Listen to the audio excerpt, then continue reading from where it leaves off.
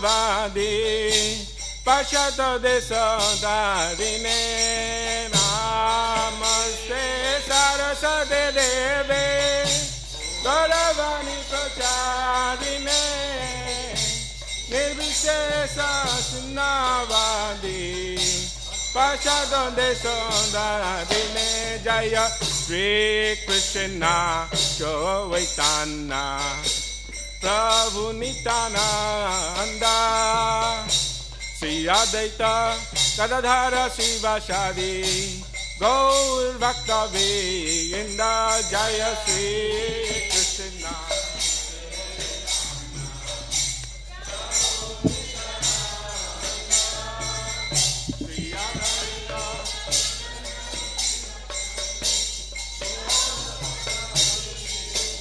Jaya Sri Krishna Chaitanya Prabhu Nityananda Sri Advaita Gadadhara Sivasadi Gaur Bhakta Vrinda Jaya Sri Krishna Chaitanya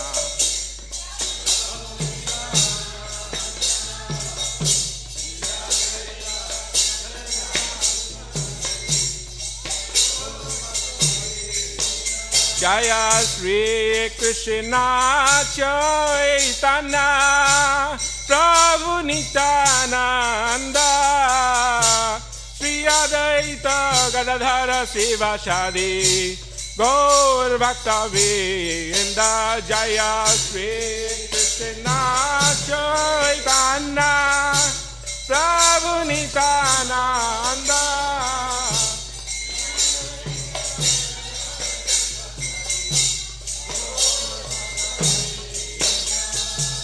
Hare Krishna, Hare Krishna, Krishna Krishna, Hare Hare, Hare Rama, Hare Rama, Rama Rama, Hare Hare, Hare Krishna, Hare Krishna.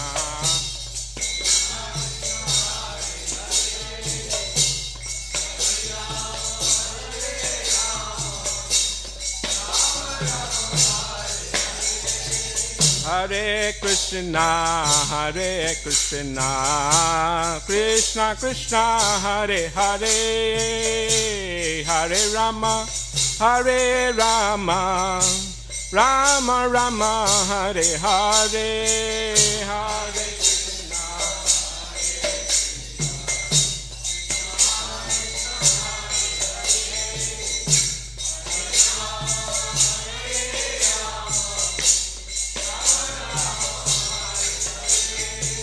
Hare Krishna, Hare Krishna, Krishna Krishna, Hare Hare, Hare Rama, Hare Rama, Rama Rama, Hare Hare, Hare Krishna, Hare Krishna.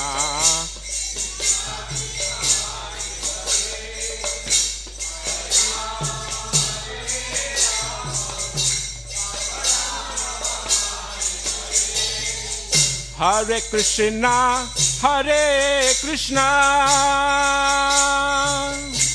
Krishna Krishna, Hare Hare, Hare Rama, Hare Rama, Rama Rama, Hare Hare, Hare Krishna.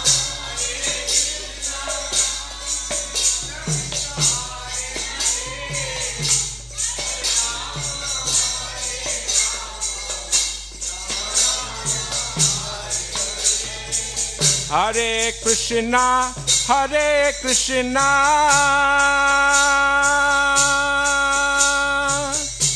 Krishna Krishna, Hare Hare, Hare Rama, Hare Rama, Rama Rama, Hare Hare, Hare Krishna, Hare Krishna.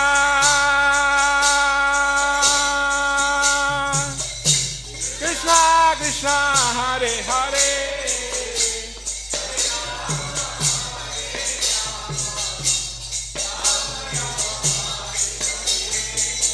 Hare Krishna, Krishna Krishna, Hare Hare, Hare Rama, Hare Rama, Rama Rama, Hare Hare, Hare Krishna.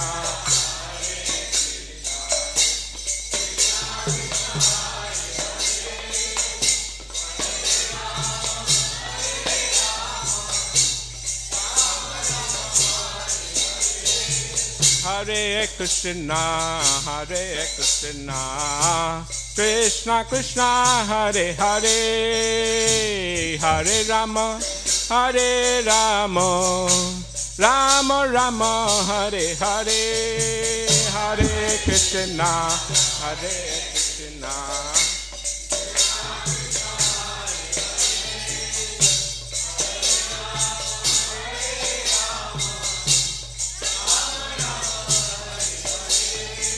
Hare Krishna, Krishna Krishna, Hare Hare, Hare Rama, Hare Rama, Rama Rama, Hare Hare, Hare Krishna,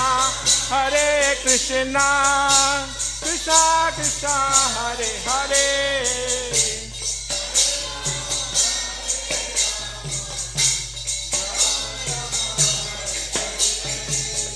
Hare Krishna, Krishna Krishna, Hare Hare, Hare Rama, Hare Rama, Rama Rama, Hare Hare, Hare Krishna, Krishna Krishna, Hare Hare, Hare Rama, Hare Rama. Hare Krishna, Krishna Krishna, Hare Hare, Hare Ram, Ram Ram, Hare Hare, Hare Krishna, Krishna Krishna, Hare Hare, Hare Krishna, Krishna Krishna, Hare Hare, Hare Ram, Ram Ram, Hare Hare.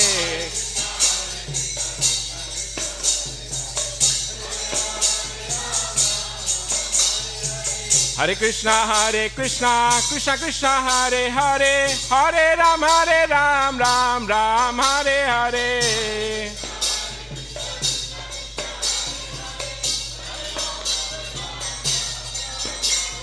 Hare Krishna, Krishna Krishna, Hare Hare, Hare Ram, Ram Hare Hare. Hare Krishna, Krishna Krishna, Hare Hare, Hare Ram, Ram Hare. Hare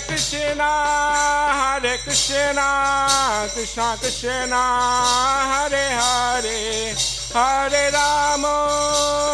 Rama, Rama Rama, Hare Hare,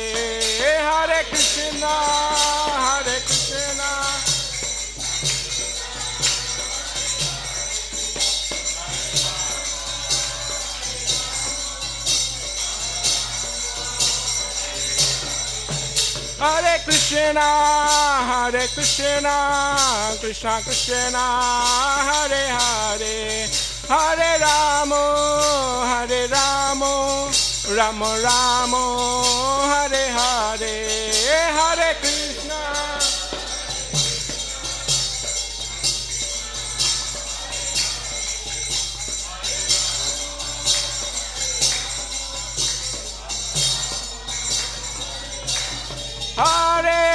Hare Krishna, Krishna Krishna, Hare Hare, Hare Rama,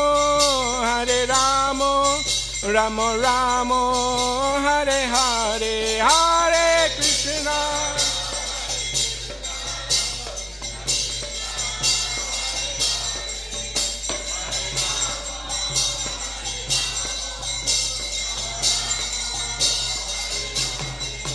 Hare Krishna, Krishna Krishna, Hare Hare, Hare Rama, Rama Rama, Hare Hare, Hare Krishna, Hare Krishna, Krishna Krishna, Hare Hare, Hare Rama, Hare Rama, Rama Rama. Hare Krishna, Krishna Krishna, Hare Hare, Hare Rama, Hare Rama, Rama Rama, Hare Hare, Hare Krishna, Hare Krishna.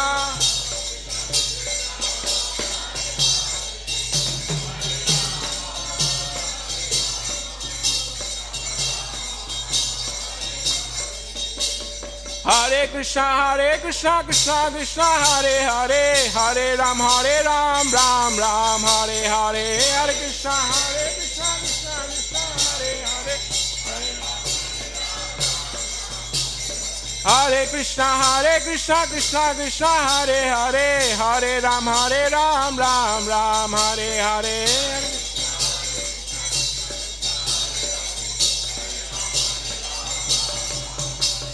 Hare Krishna, Krishna Krishna, Hare Hare, Hare Ram, Ram Ram, Hare Hare, Hare Ram, Ram Hare Hare. Krishna, Krishna Krishna, Hare Hare, Hare Ramo, Rama Rama, Hare Hare, Hare Krishna, Hare Krishna.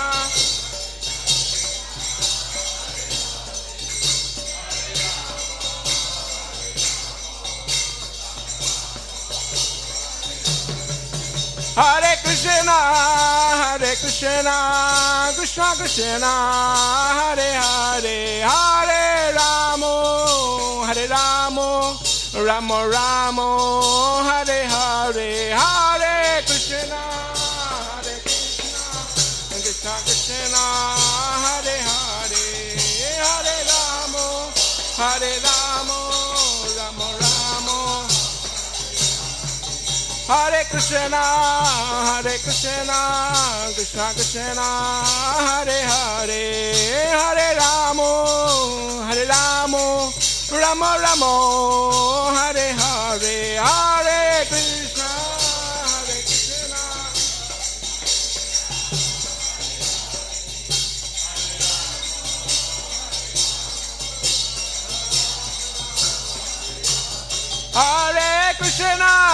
Hare Krishna, Krishna Krishna, Hare Hare, Hare Ramo, Rama Rama, Hare Hare, Hare Krishna,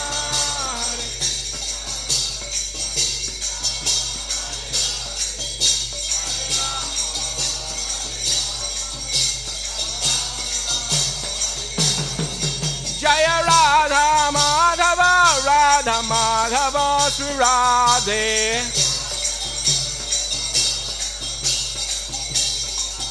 Jaya Krishna Balaram, Giri Govardhan, Krishna Balaram, Jaya Giri Govardhan.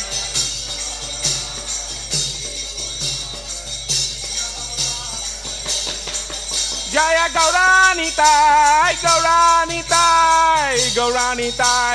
Gauranitai.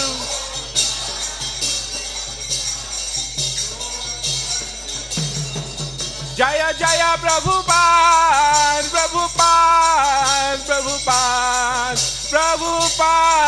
Jaya Jaya Prabhupada. Jaya Jaya Gurudev, Jaya Jaya Gurudev.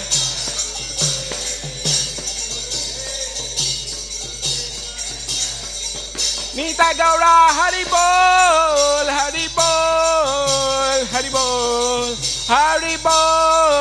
Nita Gaura Haribol, Nita Gaura Haribol.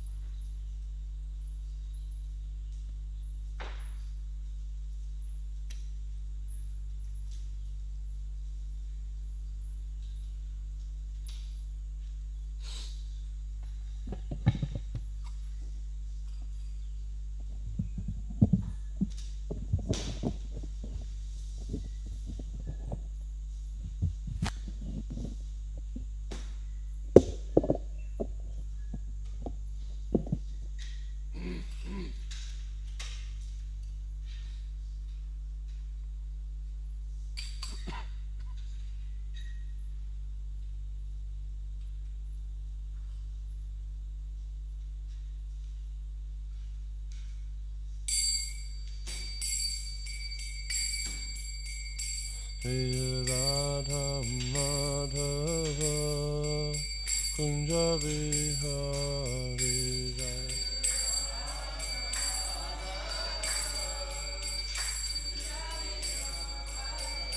Jaya Radha Madhava Kunja Vihari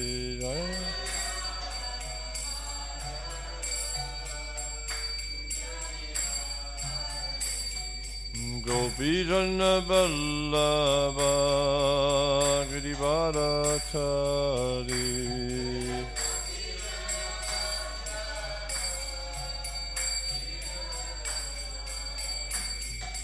Gopijana Vallabha Girivadachari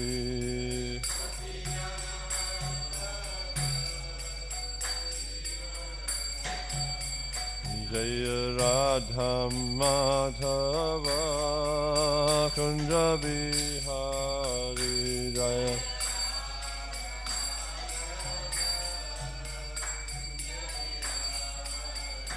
Jaya Radha Madhava Kunja Vihari Jaya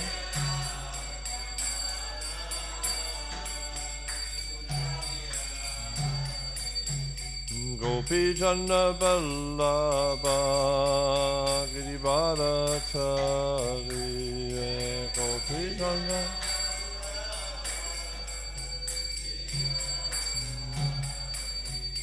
Gopijana Vallabha Girivadachari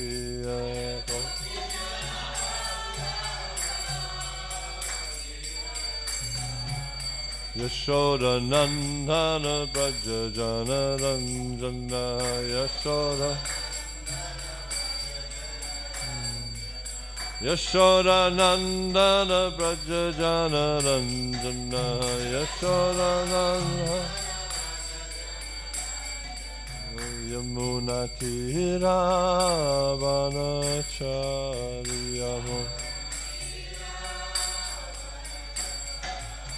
Yamuna Tira Vanachari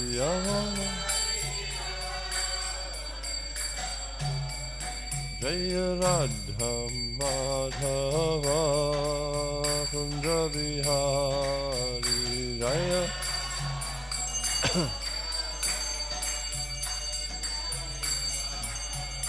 Jaya Radha Madhava Kunja Vihari Jaya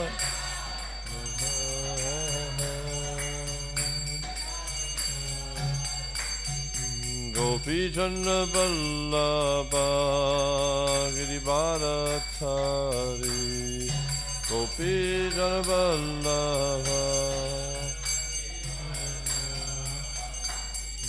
Gopijana Vallabha Girivadachari Gopijana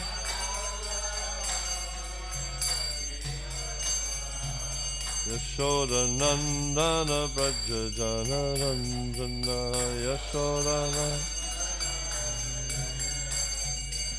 Yashoda Nandana Braja Jana Ranjana Yashoda Yamuna Tira Vanachari Yamuna Tira Yamuna Tira Vanachari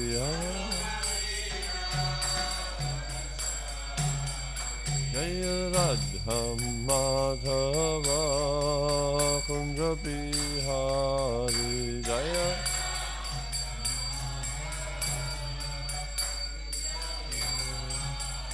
Jaya Radha Madhava Kunja Vihari Jaya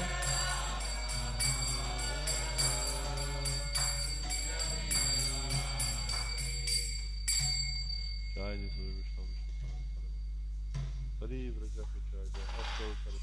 Srimad language of High Charanada Vinda Bhaktivedanta Swami Srila Prabhupada Ki. ISKCON BBT Founder Acharya, save the whole world, Srila Prabhupada Ki. Jai Nitya Vishnu Vishnupad Paramahamsa Parivrajakacarya Asto Tarasata Sri Srimad Bhagavatam Bhakti Siddhanta Saraswati Thakur Maharaj Ki Ananta Koti Vaishnavinda Ki Nama Charja Shri Thakur Ki Premja Kaho Shri Krishna Chaitanya Prabhu Nityananda Shri Advaita Gadadhara Shri Hari Gaur Bhaktivinda Ki Shri Shri Radha Krishna Govardhana Shamakund Radha Kund Giri Govardhana Ki Braj Bhumi Shivindama Dama Ki Navadip Maipur Dama Ki Purushtam Chitra Jagannath Puri Dama Ki Ganga Mai Ki Jamuna Mai Ki Bhakti Devi Ki Srivasti Maharani Ki Samaveta Bhakti Vrinda Ki Jai Nitai Go Premanandi. All glories to your somebodies. All glories to your somebodies. All glories to somebodies. All glories, Lord, feet of Shri Guru and Shri Garanga. All glories to Srila Prabhupada. Krishna Sai Buddha.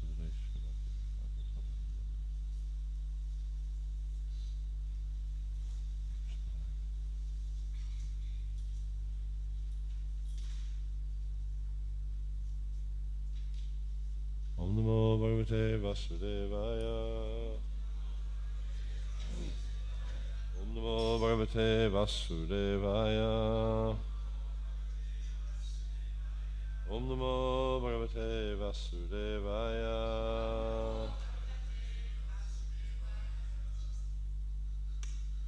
This is verse 40 today from chapter 12, canto 3.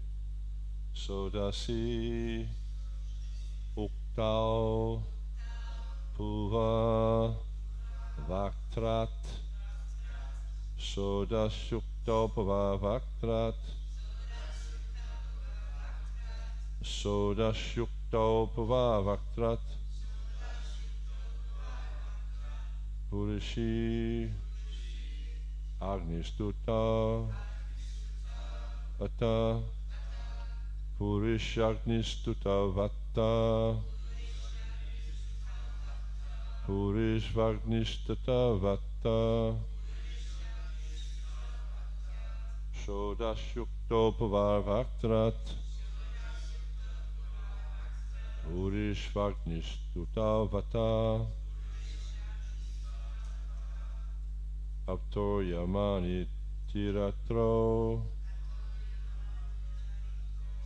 Cha Apto Yamani Apto Yama Tiratro Cha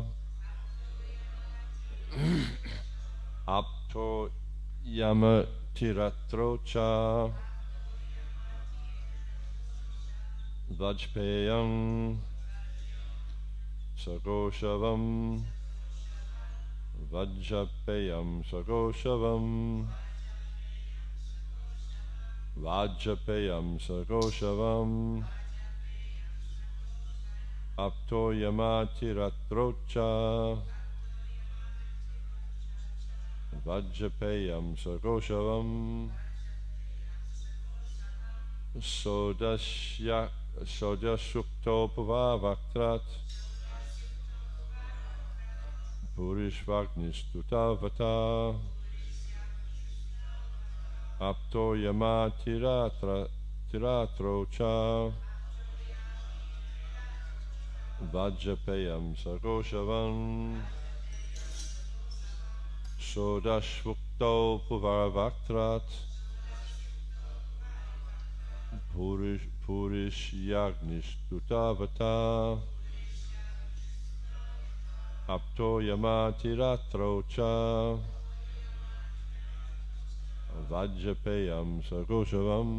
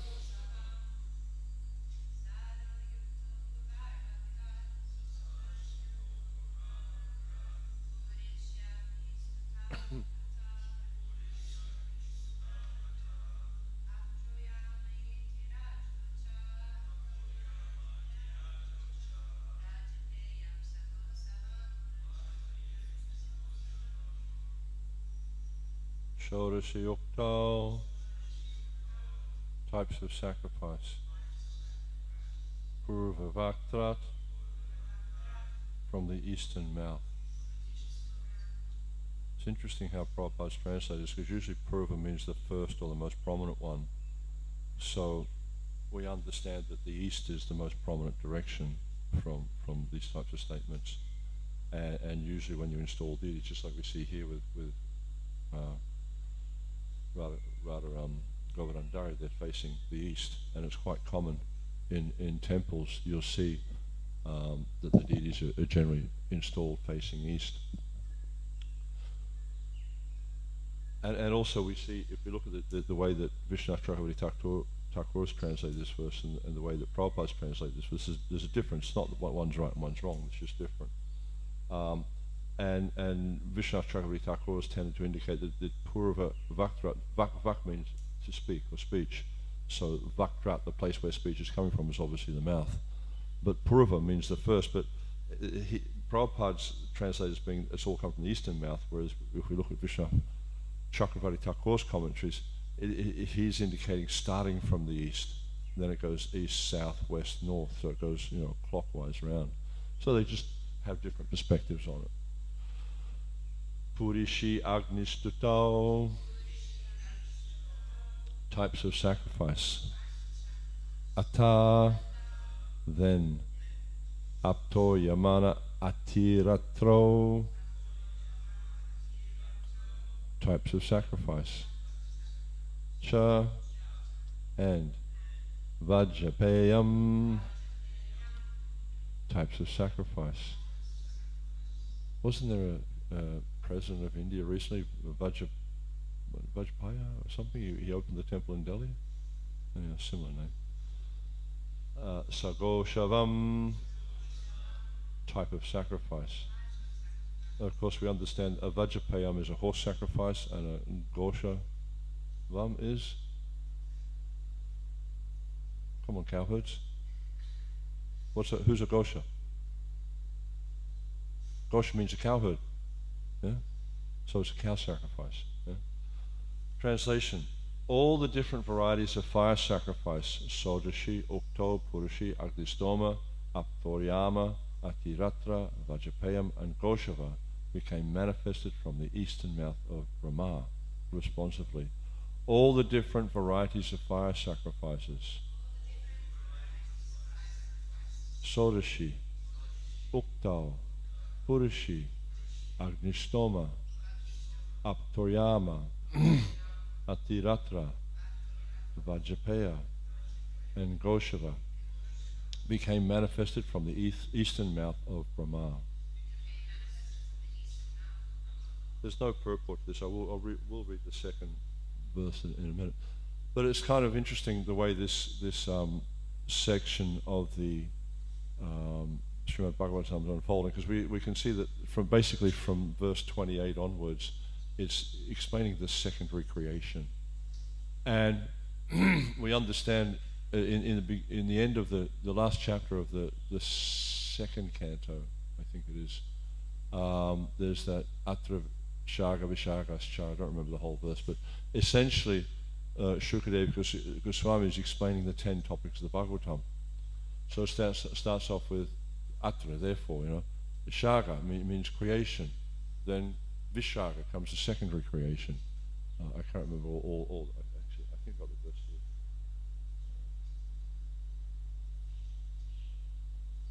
I'm not very good at remembering verses these days. How do you use your brain?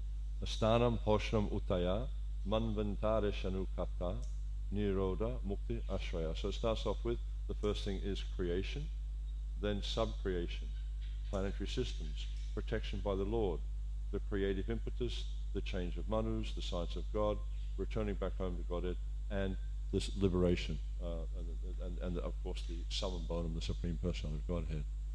So in the first I think 4 chapters of this section of the Bhagavatam, this third canto, is describing Saga. This is the creation by the Lord. And as we see in the Gita, especially we look at chapter 10, we'll see how Krishna is describing that all these things that are being described here are coming from him. And even we see that Krishna, he says in the beginning, he created a sacrifice and he gave it to the living entity, saying, "Be thou happy with this yajna." So all these types of sacrifice ultimately are coming from Krishna, but Brahma is manifesting them in the world. He's not the creator himself, he's actually the one who manifests. Just like there's been a few times the point of the Vedas has been mentioned over the last few days in class, and how the Vedas manifested from the 4 different mouths. And at that point when the Vedas manifested, Brahma was contemplating how to create the creation, or how to manifest the creation as it was before. And as he was thinking like that, the Vedas came out. And Vishnu Chakravarti Thakur, he explains that the Vedas manifested so he could understand how to do it, because the Vedas described the creation. So by studying the Veda, then Brahma would understand how to create the universe.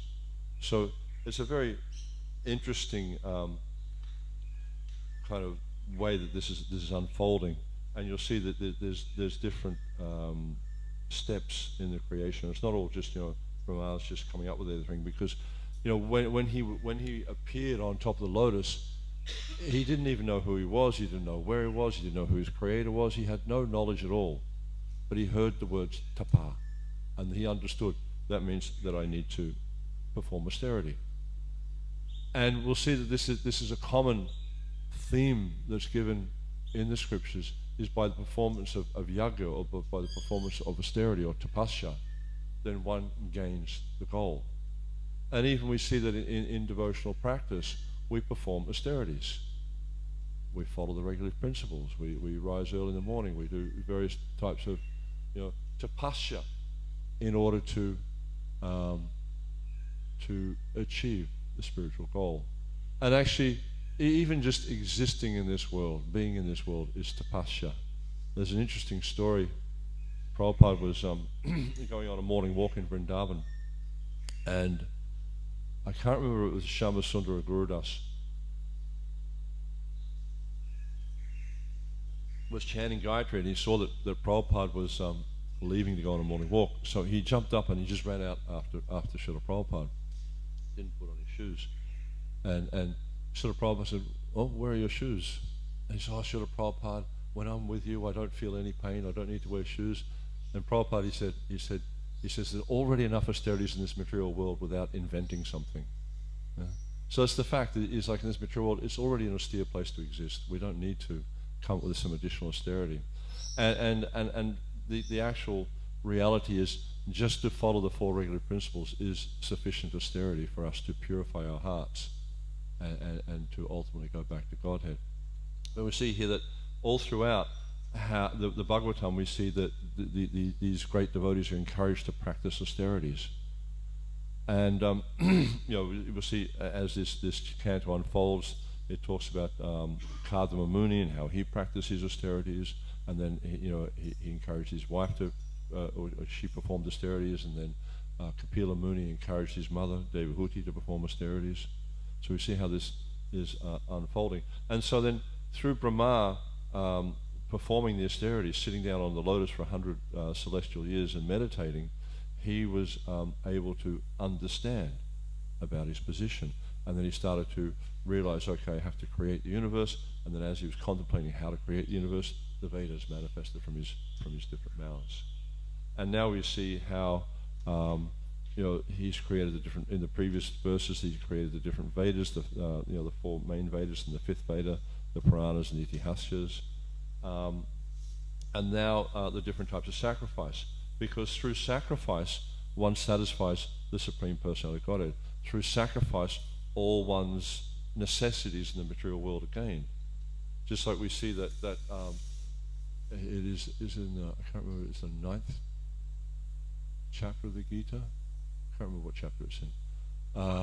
That Krishna talks about by performing yajna, rains come, and then through rains, then grains, and there's a whole chapter 3, is it? There's a whole succession of how the living entity comes down to the material world. It comes from the heavenly planets down into material world through rain, and then enters into the grain. The grain is eaten by the living entity and is born, comes out. It's kind of an interesting evolution. And then so through this is all coming about through the performance of yajna, or sacrifice. And this is why this is important, because it's explaining the different types of sacrifice. And also, it doesn't explain so much here, but the different functions.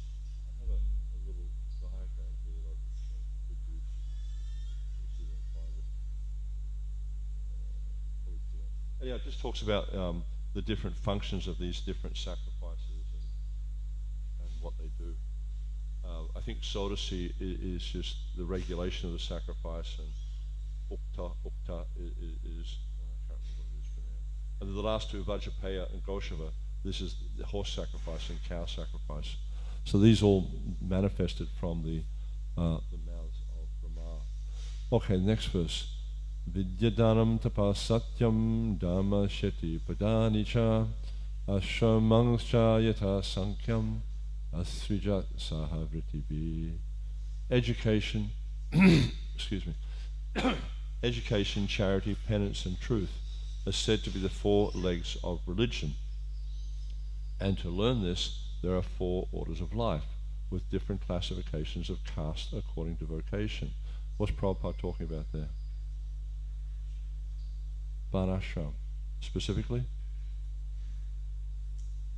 Without reading the purport?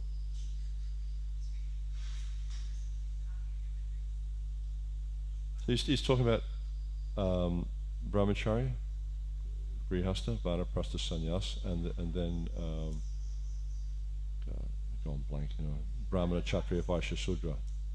He's just talking about those different things there. Yeah, so yeah, I also have a Kali Yuga memory. Back to my notes. And we can also so I think the last sentence. Brahma created all these in a systematic order. It wasn't just random, it was quite systematic, because from studying the Veda he understood, okay, I have to do this, then I have to do this, then I have to do this, because he could see the structure. And if we look at the scientific perception of the universe and its creation, etc., it all seems quite random. It kind of just happened, And of course there's different theories, and like at least when I went to school, the common theory was the Big Bang theory, but from what I understand, this is no longer a very prominent theory. I think there's other theories that are held these days, but different scientists have different theories, so I don't really know what the modern theory is of the creation of the universe.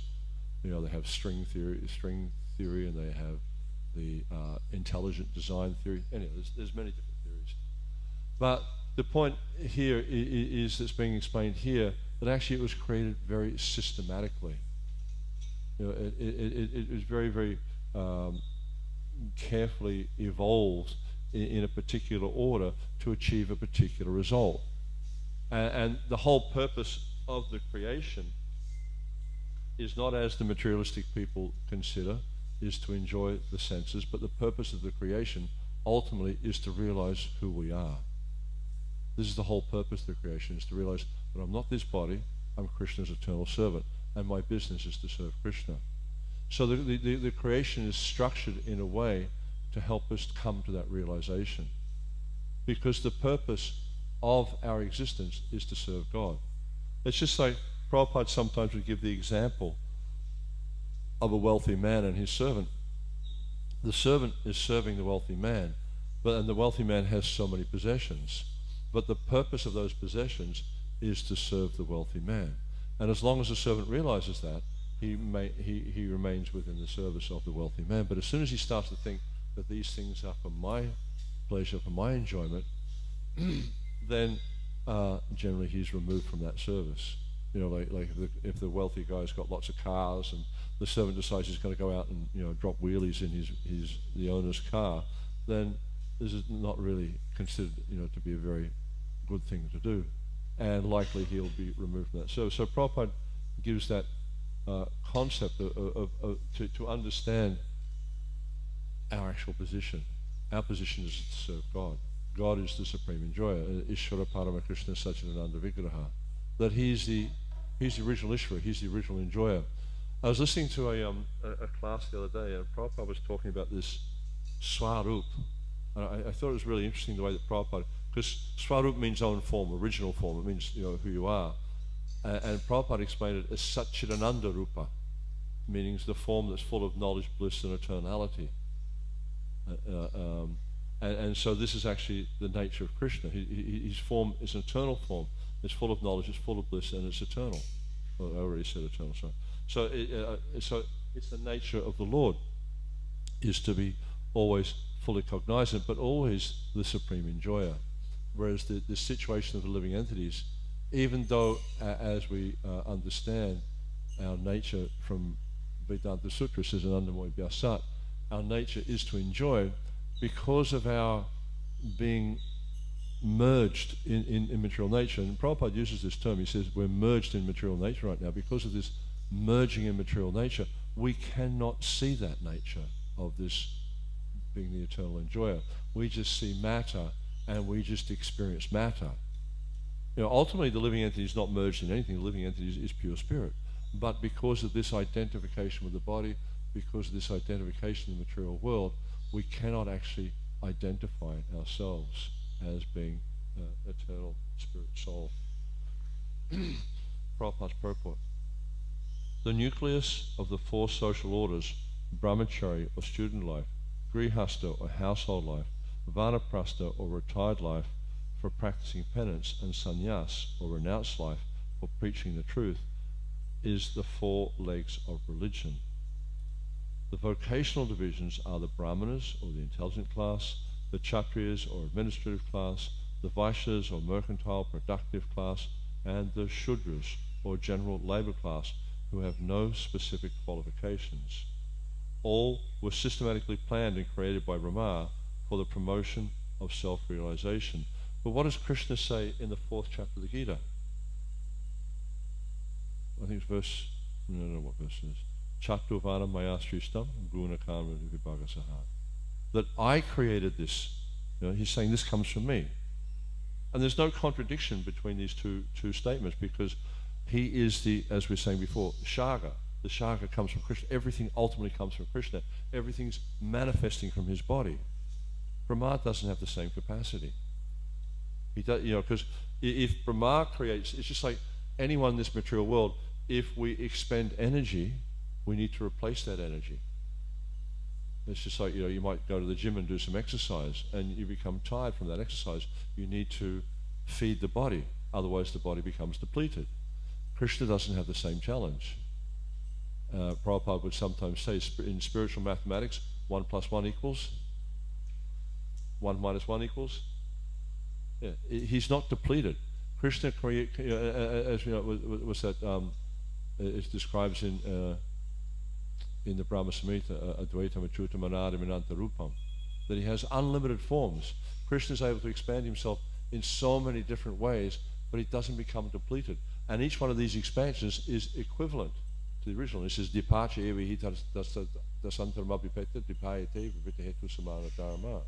That just as you take one candle and you light another candle from that, they look the same. They have the same capacity, the same potency.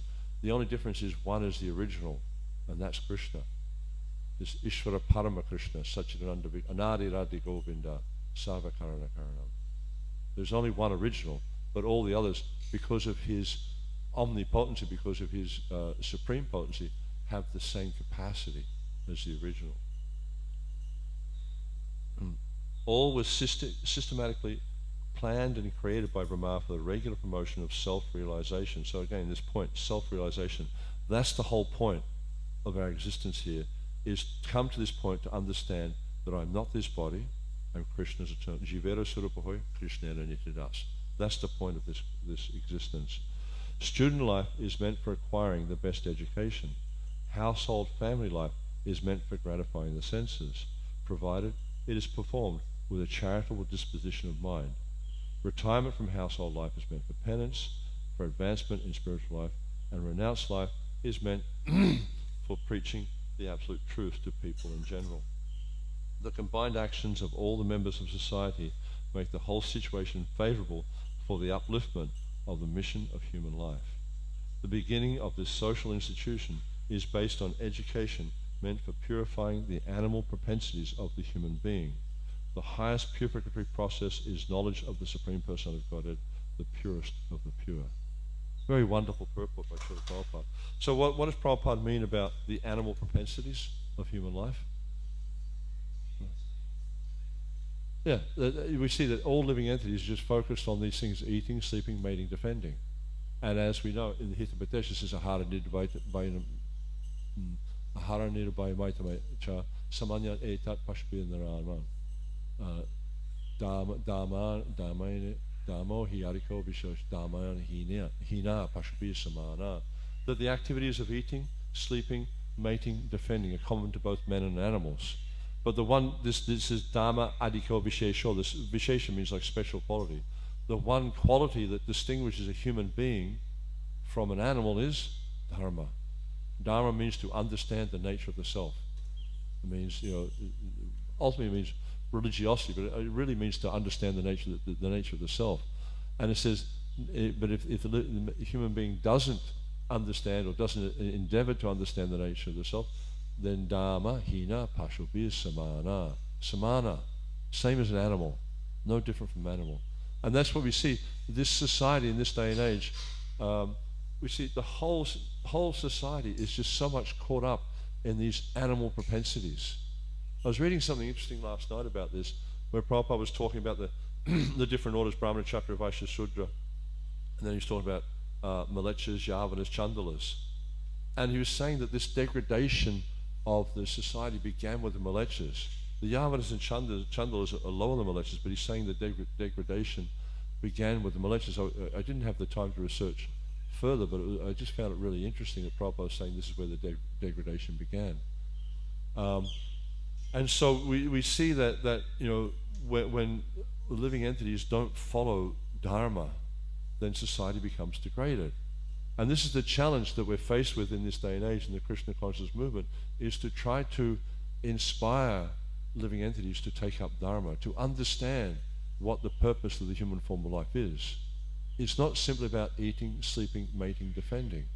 If we look at the whole world, we'll see this is the activities that everyone is engaged in. It's just simply eating, sleeping, mating, defending.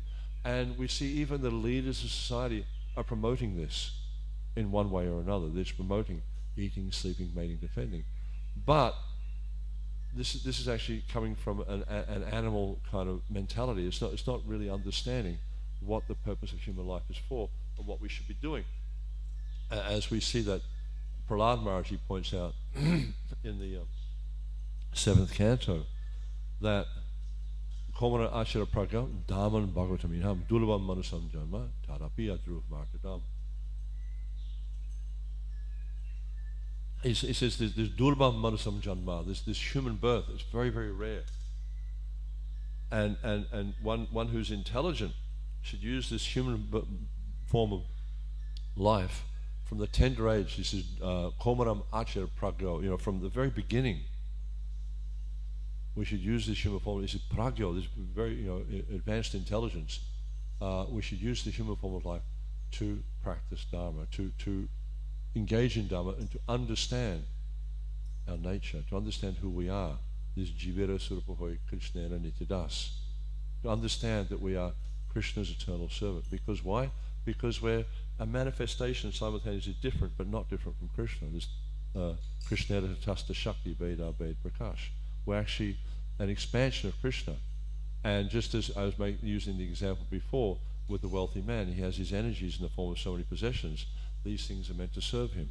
So in the same way, Krishna expands in so many different ways for the purpose of his satisfaction, for the purpose of his enjoyment. And even we look at all the different creations, all the different manifestations of Krishna in the form of the Vishnu Tattvas, etc., they ultimately are engaged in serving Krishna. Everything has its purpose, and everything's purpose is to satisfy Krishna. And through the process of satisfying Krishna, we become satisfied, we become happy, and we become perfectly situated in the human form of life. And Prabhupada points out, I can't remember which purport it is, but he points out that the essence of the process of devotional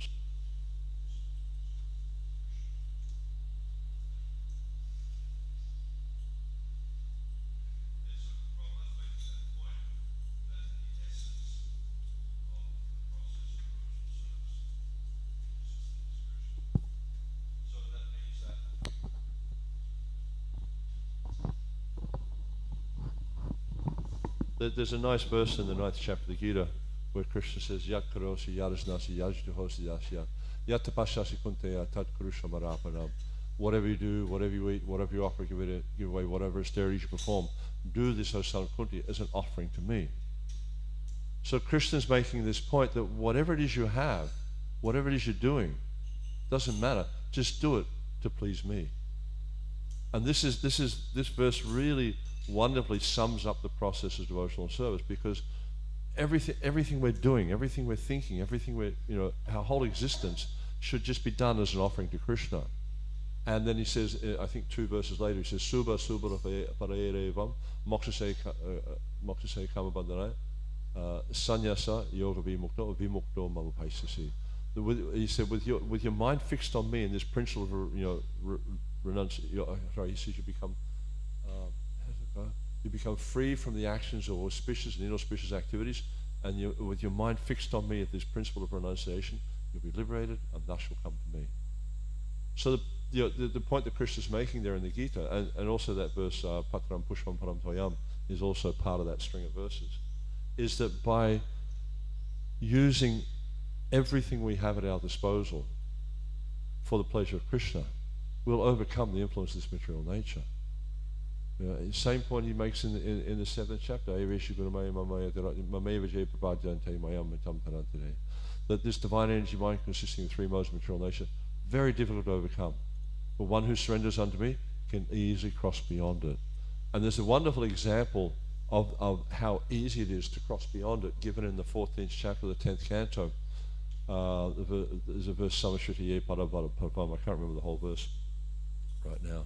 But essentially, the Lord, it's being described how this material ocean is like, or the material world is like a vast ocean of difficulties. And the lotus feet of the Lord are like a boat. This palava plavam, the plavam I think means to ply. So it's like the boat of the lotus feet of the Lord are like the boat whereby you can cross over this material ocean, and cross over very easily. Very, very easily. And the analogy is given of the foot. This vatsa padam. It mentions vatsa padam. Vatsa means a calf. So padam means the footprint of a calf. But Prabhupada, he uses an analogy quite a lot, how when we take shelter of the lotus feet of the Supreme Personality of Godhead, then this material world, this vast ocean, and it's interesting because if we look in the beginning of the Nectar of Devotion, in the introduction, it's talking the same thing about how this world's like an ocean. There's many, many dangerous aquatics in this ocean. It's just like if you go, I heard the news yesterday, and there was this fellow who off New Zealand who was stuck in the water for 24 hours. He fell off his boat, and his boat sort of just drifted away, and he was stuck in the water for 24 hours, and he was able to attract someone's attention by reflecting the sun off the screen of his watch, which I thought was pretty intelligent to do that. But anyhow, while he was stuck in the water, a shark approached him. And by Krishna's arrangement, the shark didn't eat him, because it's quite common that sharks, the way they experience things is they bump them, they bite them. That's how they experience whether they want to eat it or not. And if it tastes good, they'll eat it, and if it doesn't, they'll spit it out. But usually then it's too late because you've been bitten by the shark, and it's like, But the shark approached him, and the shark didn't eat him. So, I mean, this is the nature of this material world, is a very, very dangerous place. As we see it's described, padam padam yad vibadam nate sham. There's danger at every step, and we've been experiencing a lot of that. Kali Yuga is all about experiencing that. Fires and floods and storms, and it's getting worse and worse. So that's the nature of the material world. Is danger at every step, and the only way you can avoid that danger or escape that danger is to take shelter of the Supreme Personality of Godhead. And by taking shelter of Krishna through the process of bhakti, and as I was saying before, the essence of this process is to act in a way that is pleasing to Krishna. And it's not so difficult to do because, in one sense, it's not so difficult to do because we see there's so many wonderful instructions given in the scriptures about how to please Krishna. Just like Prabhupada, he gives he gives wonderful instructions about how to please Krishna through the process of deity worship. And there's a really nice letter Prabhupada wrote to Rukmini, and he was talking about cleanliness. And he said, and the conclusion, the concluding part of the letter was, the idea is summit cleanliness. That will satisfy.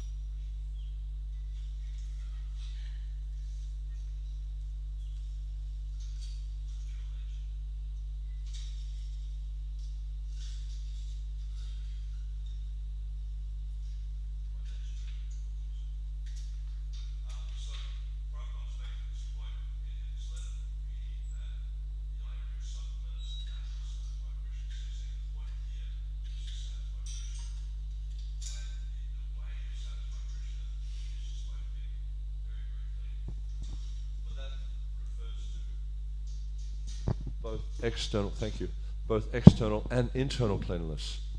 Now, the external cleanliness is easier than the internal cleanliness, but even we find, I just came back from Mauritius. I was there for a week, and there's, I think, 7 temples in Mauritius. So I visited all the temples while I was there, and mostly we see, wherever I go in the world, the thing that I see, same challenge is the cleanliness.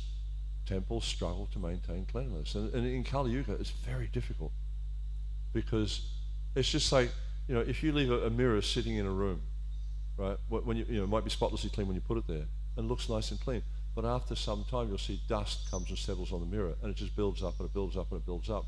So if we're not constantly engaged in the process of cleansing, then things naturally, just by the influence of the material nature, become very dirty. And so this is a really important element in deity worship. There's many letters and instructions from Prabhupada about this in deity. Another interesting one he mentions was the letter he wrote to a devotee called Aniruddha, and he was giving rules in the kitchen, and mostly they were focusing on cleanliness. And at the end of the letter, he said, these are simple rules and they must be followed. If you cannot follow the rules, where is the proof you love Krishna? Because this is what we're following, is the practice of Vaidhi. Vaidhi means rules and regulations. So in order to and our love for Krishna manifests through following rules and regulations. It's not like we're going to manifest ecstatic symptoms and have articulations and rolling on the ground and saliva coming from our mouth and foam and all that sort of stuff. That's a very, very elevated stage of devotional service. But at the stage we're practicing, the love manifests through following the rules given by Guru, Sadhana, and Shastra. So it's a very simple process, and if we just endeavor our best to follow it, we'll achieve the fruit. And this is the way we overcome the influence of the modes of material nature. And I think that's about all I need to say. Any comments or questions?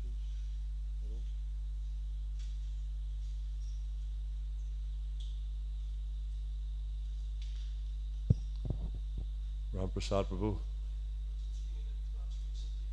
He was commenting how our Dharma or activities in an earlier age were no different to our religious activities.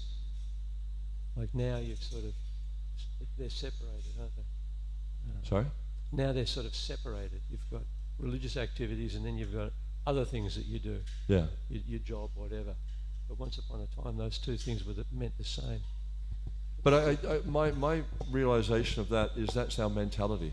When I was in Melbourne recently, I did a number of home programs and stuff like that, and this point comes up. It often comes up in householder communities about, well, I've got my job and then I do my Krishna consciousness. But I was making the point, based on this verse, Yad Karosi Yadas Nashi, that we have to see whatever activity we do, or have to do whatever activities we're doing as an offering to Krishna. So it's just like, okay, you may have your job. How do you make that an offering to Krishna? You use whatever you gain from that the results of that work, offer it to Krishna. And then when you're working, you work in this consciousness of, I'm doing this for Krishna. So it means you're always endeavoring to please Krishna by your activities. And in that way, it becomes devotional service. The goal is to make everything we do an offering of love to Krishna. Whether it's work, whether it's, ploughing a field, whether it's whatever it is we're doing. Raising a family, interacting with our partner, whatever it is we do that as an offering to Krishna. And in this way, we become purified. But if we have some separation, if we see work is separate from bhakti, that's contaminated. Because you have a contaminated consciousness thinking this is nothing separate from Krishna. Everything is an expansion of Krishna's energy. He says in the 10th chapter that all the material world and material worlds come from him. So if we understand that everything is just his energy and that it should be utilized in his service, then it helps us to overcome this separatist idea. I don't know if that answers your question or not. Chandrasekhar.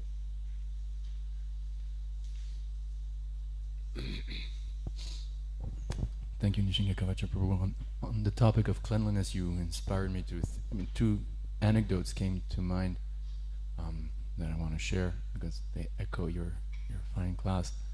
There's one statement that apparently Prabhupada made, but you don't really find it in the folio. But Hridayananda Maharaj used to say it very often. I guess he had heard it directly in those 1967 years in San Francisco.